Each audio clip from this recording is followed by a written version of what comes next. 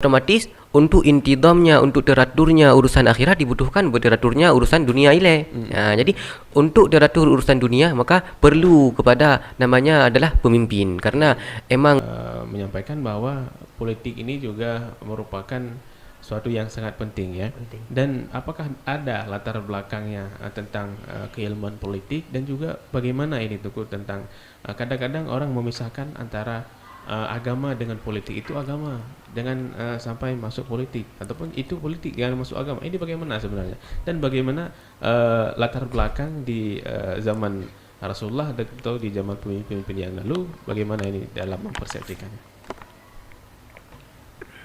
Dunia kepemimpinan tidak bisa dipisahkan dengan Islam. Tentunya Islam juga mewajibkan bagi kita harus ada pemimpin. Karena Rasulullah sendiri dalam kelompok yang kecil, beliau memerintahkan agar ada satu orang pemimpin dari kalian, walaupun dari kelompok yang kecil. Apalagi dari wilayah yang besar, tentu saja seperti negara yang lebih besar.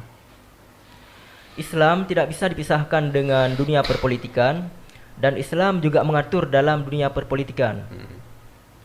Artinya, walaupun naurungkeun nyan perkara dunia kan perkara akhirat. Dunia perpolitikan adalah perkara dunia, bukan perkara akhirat.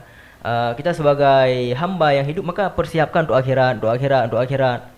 Benar. Jangan mengurusi urusan politik, bah dipikir oleh orang-orang yang menganggap itu penting. Sedangkan kita sebagai hamba Allah yang baik dan budiman, kita harus mempersiapkan akhirat. Ternyata efeknya adalah negara itu tidak ada yang mengurusi. Ternyata walaupun banyak ulama-ulama, ahli ilmu, santri dan semua santri orang-orang yang pintar misalnya kan, tapi di negara itu tidak ada yang mengatur negara. Maka datanglah penjajah misalnya, lagi Urawai, karena pertahanannya kurang. Tidak ada pimpinan di suatu negara, maka pertahanan negara itu kurang. Akan menimbulkan yang kuat, yang berkuasa. Seperti itu. Iya, baik ya.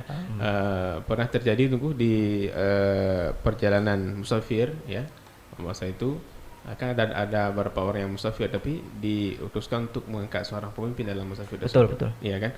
Tapi ini Tunggu, kalau dalam suatu negara atau dalam provinsi ataupun kabupaten dan juga kampung dan sebagainya, kalau tidak ada pemimpin, ini bagaimana? Apa pengaruh besarnya? Dan juga apa bahayanya? Kalau tidak ada pemimpin dalam kondisi tersebut, ini bagaimana? Apakah baik dalam agama atau bagaimana? Tidak baik. Karena itu dia, yang akan berkuasa nantinya adalah orang-orang yang kuat, orang yang banyak harta.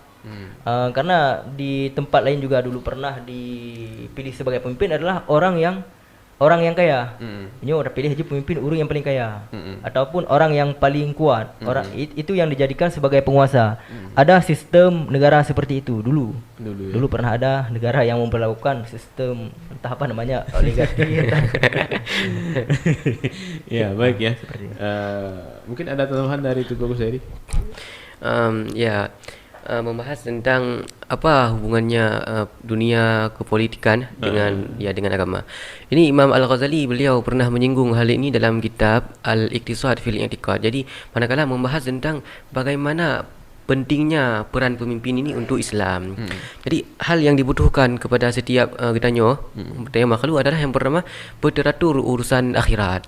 Yang adalah hal yang paling perlu, dan tujuan tanya memang tamudik untuk intidamnya urusan akhirat ya kan. Jadi cara untuk tanya nak teratur urusan akhiratnya kan dia harus ada yang pertama ilmu dan yang kedua amal.